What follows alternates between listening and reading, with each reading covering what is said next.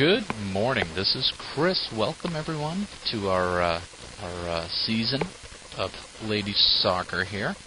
I'm going to try out some new narration skills this morning, see if I can get ahead of the curve, let you guys look at stuff on your own time, because everybody's too busy with their social calendars to show up for practices. So at this point, I've been doing this for 10 years. Some of you guys have been doing it with me. I've had some good years where we've gone undefeated, like last year. We've had some bad years where we've lost every game. Either way, we always had fun. And this year is going to be interesting because a couple of things. Elsbeth, our friend Elsbeth, is still hurt. She's not going to be able to play. Our friend Katie S. got drafted up to the big leagues. Now, who can blame her, for the extra money, the big house, the fast car, the movie stardom. It's tough to refuse. And our friend Katie M. is still recovering from a twisted ankle, so she may be a little late coming to us. So I expect we're going to have some challenges. Combine that with the fact that they moved us up 3 leagues to N Cup A, and we opened versus Clinton. And I looked up this Clinton team, and they went 7-1 last year. So we're playing them at home to start out. So I would expect we're going to have some challenging games. But if you're patient and smart and play tactically, we'll do just fine. We'll have some fun. What I want to do here is I'm going to go over my basic tactics. It's not complex. I like to focus on skills and some basic tactics. Not a lot of game planning or strategy. And the reason I like to do this is a lot of times we tell you guys what to do and just do this, but never tell you why. So I like to, you guys are basically, little adults. You understand and can connect the dots between why you're doing something. And if you know why you're doing something, I can tell you what your choices are in certain situations. I think that helps you guys a lot and lets you use your brains. So without further ado, let me walk through some slides here, and feel free to shoot me questions. All right, so I'm going to call this the penultimate season because this is my last season. You guys may keep playing, but I'm done because Therese is moving on to high school, so I'm out of the system. Okay, first thing, we play, and we had great success with this last year. We play a 3-3-3-S configuration. This is our big soccer field here. There's our goalie. Here's our goalie's box, and that's the big box. When I say everybody in the box, this is the big box. These are the touch lines, the goal line and the touch lines. You got midfield, you got a center circle here. We play 3 forwards, 3 midfielders, 3 defense, and an S. The S stands for stopper, but as it turns out, it also stands for Sydney, who stands back there and keeps anybody from shooting on our goal. And that seems to work pretty well for us. So that's the configuration we're going to play again this year. Very simple, very defensive. So when we start the game, everybody's going to mix together. You want to pick up your marks, right? So you want to look around. They may be playing a 3-3-3 or a 3-4-2 or some other configuration, but you want to look around and see who's near you and mark them. You want to pick them up and be close enough to them that you can steal the ball if it comes to them, and keep an eye on them. So you want to keep your head swiveling back and forth, keep your head up, watch the play, but don't get locked in on the play. Watch your mark as well. Keep them in front of you, stay between them and the goal, and then when the ball transitions, be in a position to move real fast. The critical thing to remember in gameplay is when the ball changes possession, right? Because when we're on offense, what we're trying to do is we're trying to spread the field. We're trying to go to the outsides of the field and go to open area and get open so we can get the ball and spread out their defense. But when we're on defense, we do just the opposite. We like to compress the field to the middle and clog it up so they don't have space to operate in. So when the ball changes possession, you're going to do one or the other. You're going to either move to space if it changes to offense, or you're going to move recover. And when I yell recover, that means that you're recovering to get between your mark and the goal. And so most of the time when I say recover, all you got to do is remember to run to the goal or run towards the goal. You're always going to be recovering towards the goal to get into that good marking position between you and your mark. Right? So you might have to catch up, but that's okay.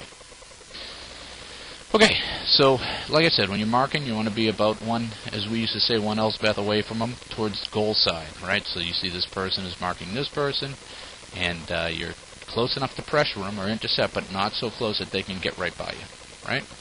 So in defense, we compress the field by collapsing towards the goal. On offense, we spread the field by goalies. Right? And when we have the ball, if you don't have the ball, you're going to try to move without the ball. So you're going to try to move into open space. You're going to try to be in a position to receive a pass in anticipation of that pass. Right? And in the few seconds when the ball changes possession, if we win the ball, if Sydney wins the ball, you want to be moving to an open space to a place where you can receive the ball, right? So think ahead where the ball is going, where the play is going, because in transition is when you can really catch people. Okay, so I do a lot of one-on-one defensive positioning, and this is for everybody on the field, not just the defense. And what it means is that if the person's coming at you with the ball, what we do a lot is we run by the ball. We try to tackle. I don't want you to tackle. Unless you've got a lot of support, I want you to run up to them and mark them, right? So basically what you're doing is you're going to keep yourself between them and the goal. You're going to quickly approach. So you're going to sprint at them, but you're going to stop about 2 to 3 yards in front of them and seal them off and try to force them to the outside.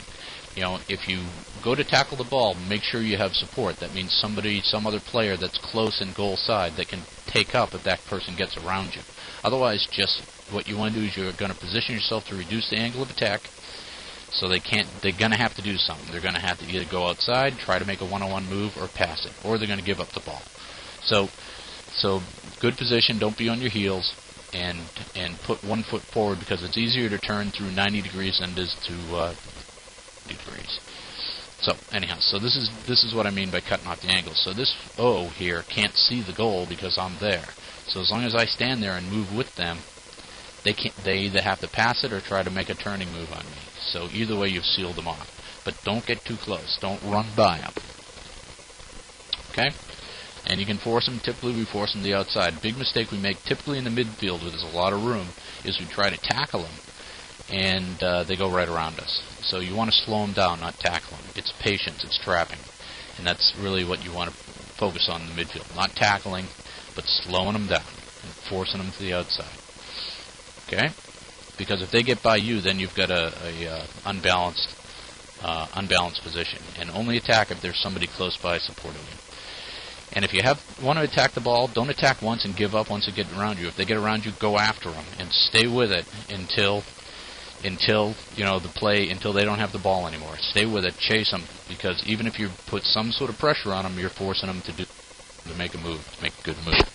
So if you're back here on defense, they've got all these angles that they can shoot and pass at, but if you move up to them, then you're going to cut off the angle, right? So you don't want to give too much space. A lot of times we give a lot of space on defense because you're afraid of all the space behind you. It doesn't matter how much space is behind you. You got to move up and be in that good mark position and force them to slow down and force them to make a play. All right? You've given them too many angles if you hang back like that. So, great stuff. So you see here my defense is approach fast, close slow, which means once you get close to them, you don't want to get closer than that couple of yards. And now my attacking player doesn't have any angles to shoot at my goalie or to make passes. They have to do something. We're going to stay a little bit inside to force them out. And this is why in my practices, you'll notice I practice a lot of one-on-one, two-on-two, just to get this skill. Because if we have this skill, they basically can't score, right? It's if you have the skill of being able to defend one-on-one, they can never score. And I think you see that from last year. Nobody scored a goal on us. So if it works, keep it up.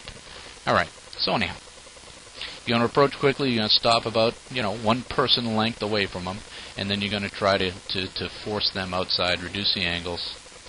You don't want to be on your heels. You want to be up on your toes. And if the ball, if they play the ball behind you, you can immediately turn and recover to the goal. Right? You want to stay up on. You want to be on your heels. You want to be on your toes, so you can.